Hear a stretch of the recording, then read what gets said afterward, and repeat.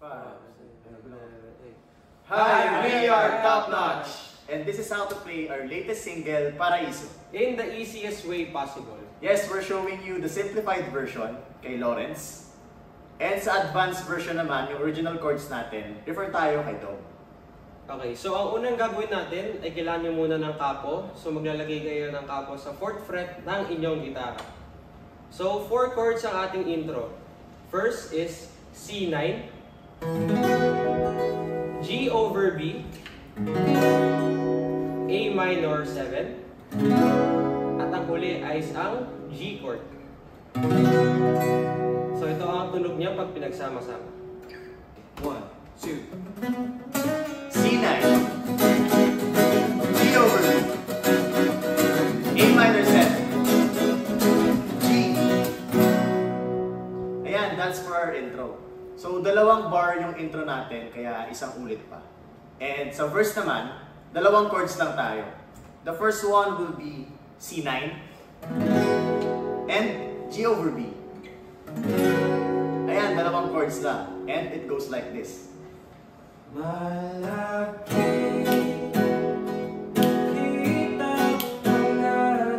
C9,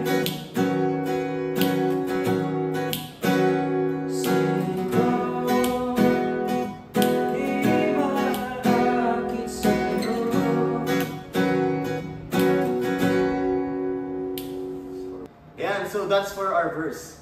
And uulitin niyo pa siya for another 4 bars before tayo mag-proceed sa pre-chorus. So sa pre-chorus naman natin ay same lang as our intro chords, which is C9, G over B, A minor 7, at ang G. So sa pre-chorus, iba ang strumming natin dito. So ito yung tunog niya. Di mo ba ako makita?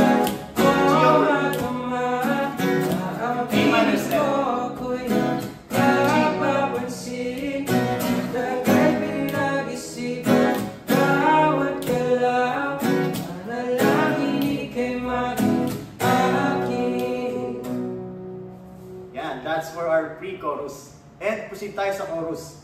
Ganun pa rin yung chord progression natin. Same sa intro, same sa pre-chorus.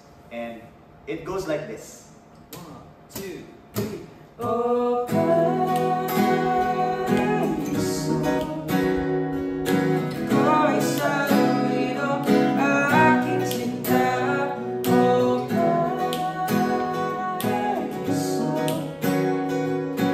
di na mapigilan ang aking nadarama. And that's for our chorus. Now, next natin ay interlude.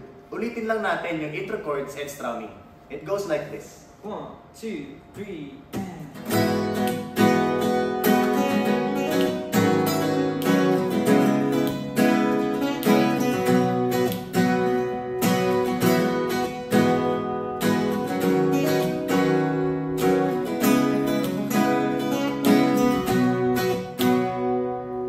And that's the interlude part. By the way guys, pwede nyo rin i-pause yung video and mag-rewind sa ibang parts para mas ma-master nyo yung kanta. And next ng interlude is yung verse. Same lang yung chords niya and strumming sa verse 1. And after nun ay yung pre-chorus and chorus. Same lang yung chord progression and strumming ng pre-chorus 1 to pre-chorus 2. And ganun din sa chorus part. After ng chorus, proceed tayo sa bridge. So para sa ating bridge, meron tayong 3 chords. So ang una nating chord is E minor. Pangalawa is D. At ang huli ay C9. So ito ang tunog niya pag pinagsama-sama. 1, 2, 3. Tuloy pa ba sa awit na maharana habang ika'y natungaw sa bintana? Tadhana bang sumulat ang awit na to? Di na makapagpipi ako'y nararahuyo. And that's the bridge part. Now proceed tayo sa last chorus natin. Same lang ng chords and strumming sa previous choruses. And after that, we'll proceed sa outro. Same lang din siya ng chords and strumming sa intro part. And it goes like this. 1, 2, 3.